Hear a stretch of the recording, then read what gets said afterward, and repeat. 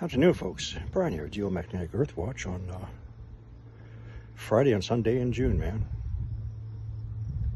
Hi, Gene. So, folks, listen. I want to show you the reality of what it's like to be growing your own food and just what it entails and how much work is involved. Now, I only have a 1/4 acre home lot. However, I'm using over 1,000 square feet of space now in different ways. I'm going to take you on a tour and I'm going to show you how it's done in case you want to start doing some of this yourself. Please keep in mind that I'm no longer working, Gene. I'm on a disability. And there's a lot of satisfaction in doing these things. So let's get to it on the tour now. So this is the front of my house. It took me a couple of years to build these blue boxes. So before, the front of my house used to look like this. I thought, since I own my own property, I'm paying taxes, I'm going to turn it into something like this and be productive in growing my food.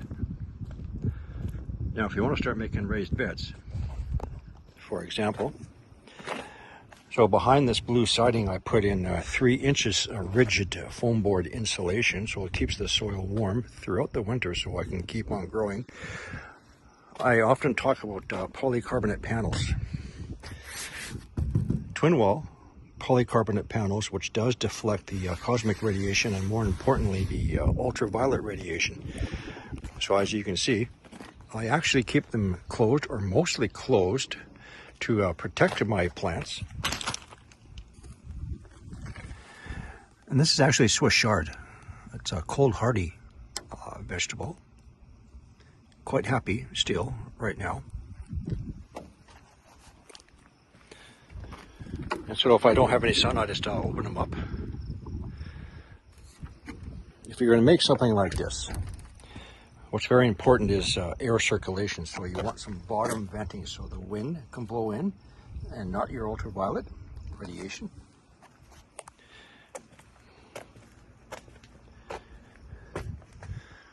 One of my pear trees.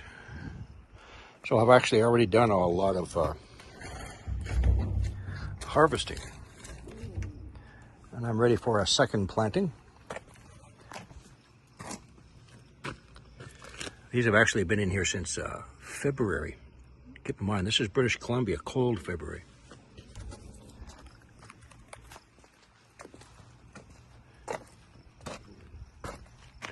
Another thing you want to learn, you need to learn your companion planting to deter your pests.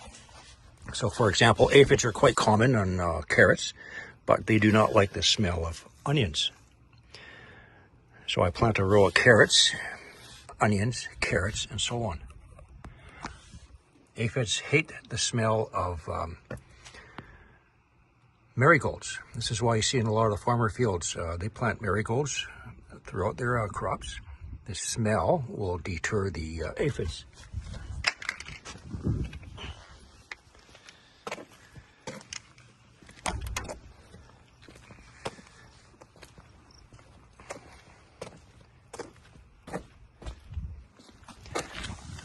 Actually, I haven't finished here, so you can see the foam board insulation behind the siding.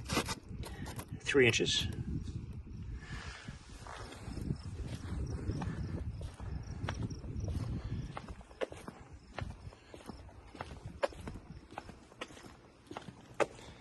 We go up top.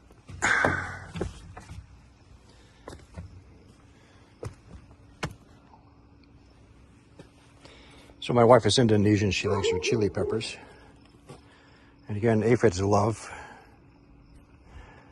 chili peppers, but they hate marigolds.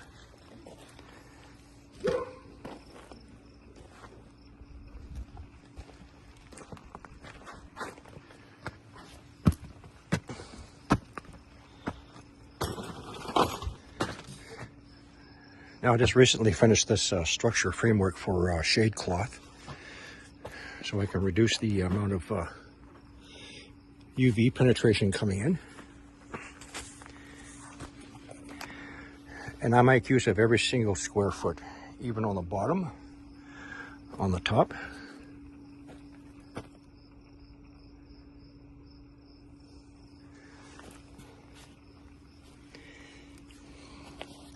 So when I say I got 1,000 square feet growing, if I have a hanging basket, I consider that as a square foot.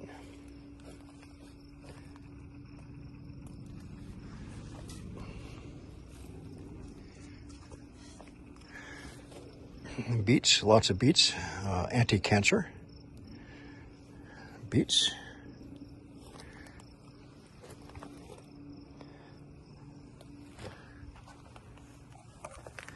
Can never grow enough peas. We just mostly eat them for snack, but I'm trying to grow a lot more just for freezing for the winter.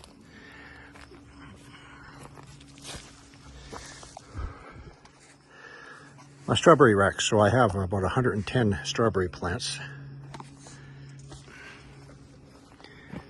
And again, it takes a lot of work. I'm just checking for white flies. I've already sprayed. There's a few, not much.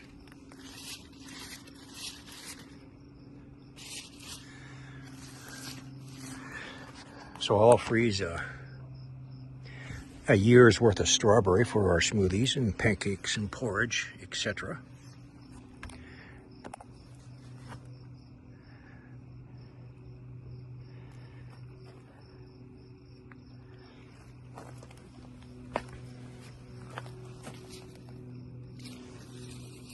It's a lot more than just putting seeds in the ground, right? And then waiting. Your watering, your weed control, pest control.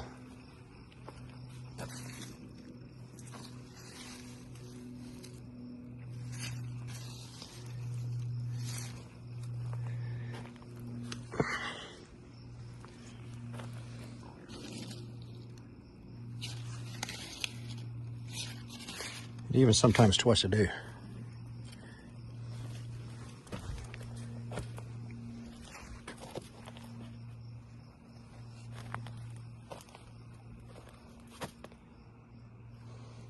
Compost, do your own compost. All your food waste, but no fish, no vegetables. Eggshells, vegetables. Old potting soil. Equal amount of green and brown. So if you don't have any brown, like dried leaves, cut up some more cardboard.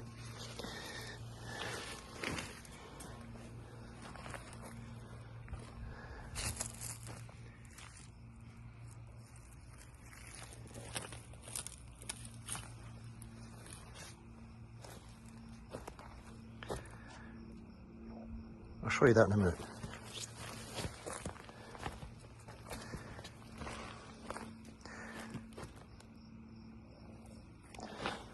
Now watering. We're on water restrictions. I can only water twice a week now. However, I have over a dozen garbage cans full of water. I just dip my buckets in.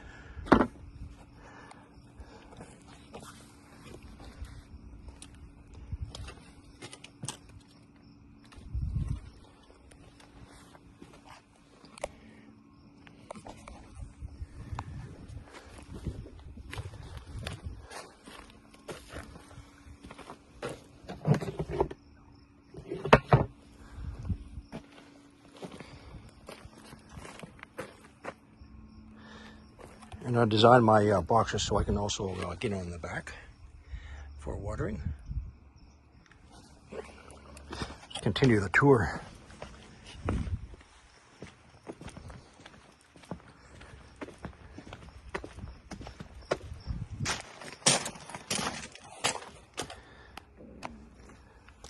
This is my qualified scientist daughter's own little garden I made for her.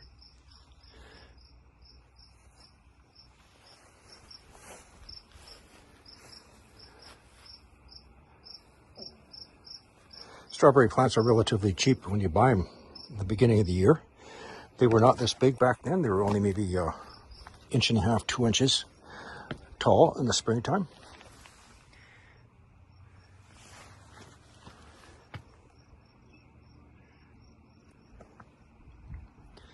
This is one of a couple of greenhouses I built. So this is more my winter greenhouse, man cave. So again, slope on the side of their house. Make use of the land, right?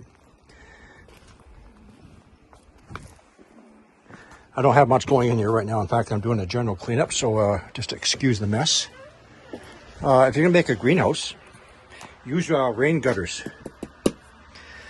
Any shallow root vegetable like spinach, bush beans, etc. will grow in rain gutters. And again, I'm just doing a cleanup right now.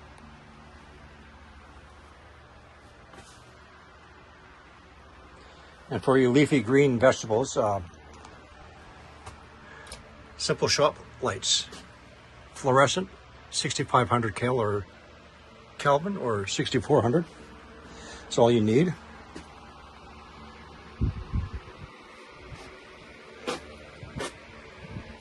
So like I said, I'm trying to find the time to get in here and do a general cleanup.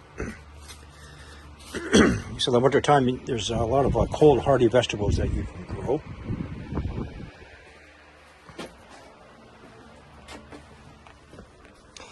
I am going to show you an example of ultraviolet radiation burn. I just finished adding on this grow box on the outside. And it gives me an extra 24 square feet. Now, normally in the winter time, I have my polycarbonate panels here. I take them off in the spring. However,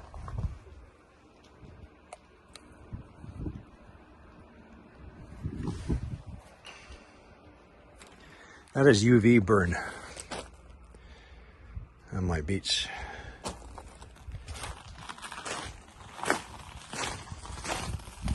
I started off and I made this as a simple grow box, but I decided to turn it into a little greenhouse.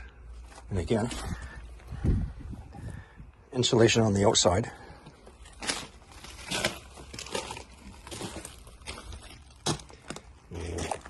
Not enough air circulation, turn on the fan.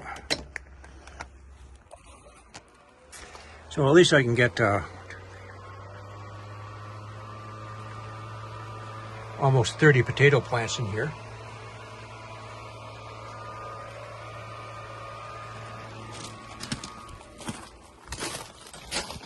My first project when I moved here 7 years ago, I called this the tunnel.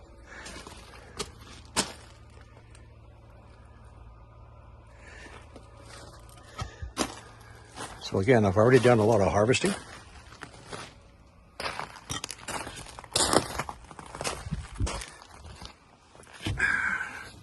Twin wall polycarbonate panel, very hot inside,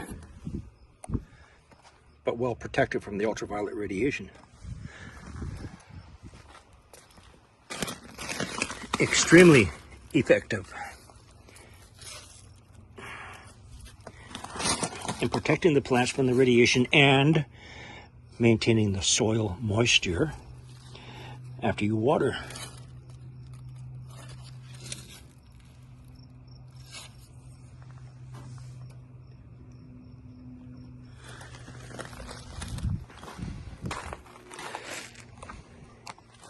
I actually made this one low so I can have my view. And because we have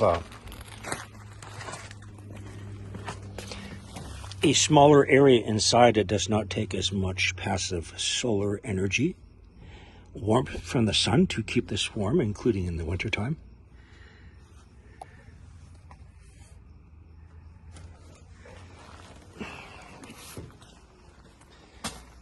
Peach tree, decimated. All of our peach trees, apricots, cherries, plums are wiped out. Apple tree is doing very good. This is, I think it's a 5-year-old now, apple tree.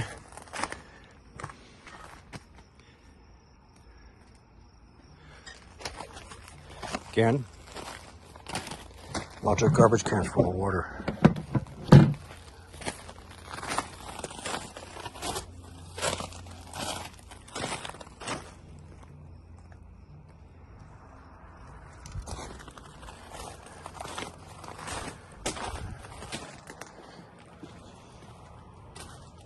Pay attention, Gene. This is a qualified person who knows what he's doing, all right?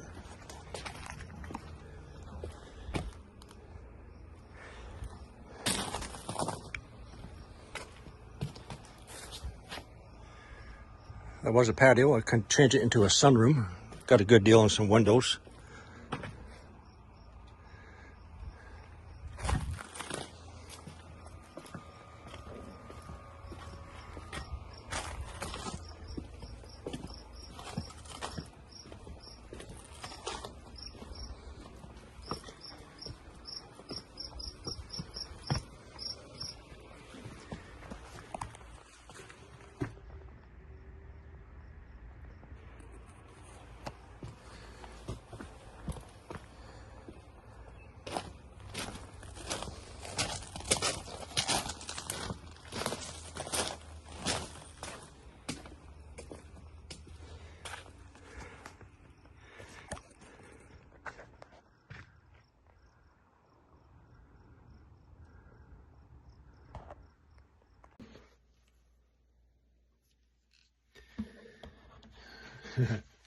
So when I did the introduction of that video, I didn't realize how grubby and dirty my face is, and I don't care because I've been out there working, man.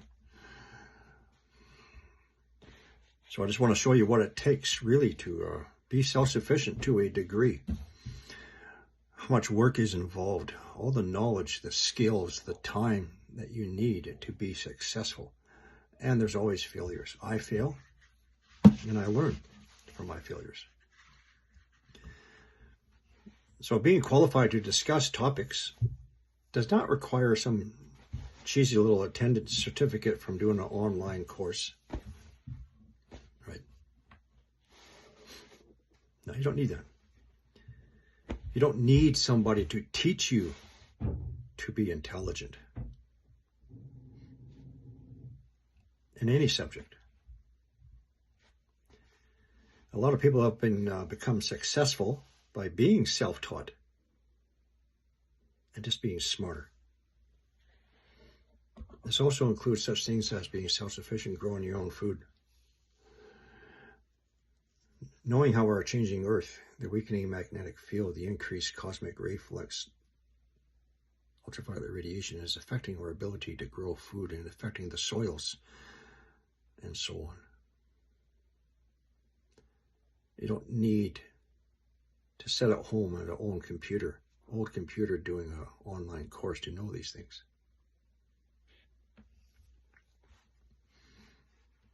And most importantly, Gene, it's sharing the information freely and helping people without asking for money.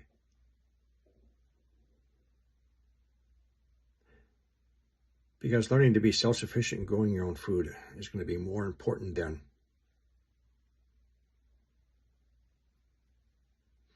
pushing a fear porn. Anyway, I made a couple of mistakes. I didn't plan on doing this video. I just said, you know, what the heck, right? So in the beginning, I mistakenly said chard on my first box that I showed you. That was actually purple kale, not chard. And then when I walked to my compost pile, I said, do not throw in meat and vegetables. I meant meat and fish. Throw in your vegetables, your eggshells, stuff like that. Take a pitchfork, turn it over every week. Make sure it's watered down. After a year, maybe a little bit longer, you have a whole lot of free compost.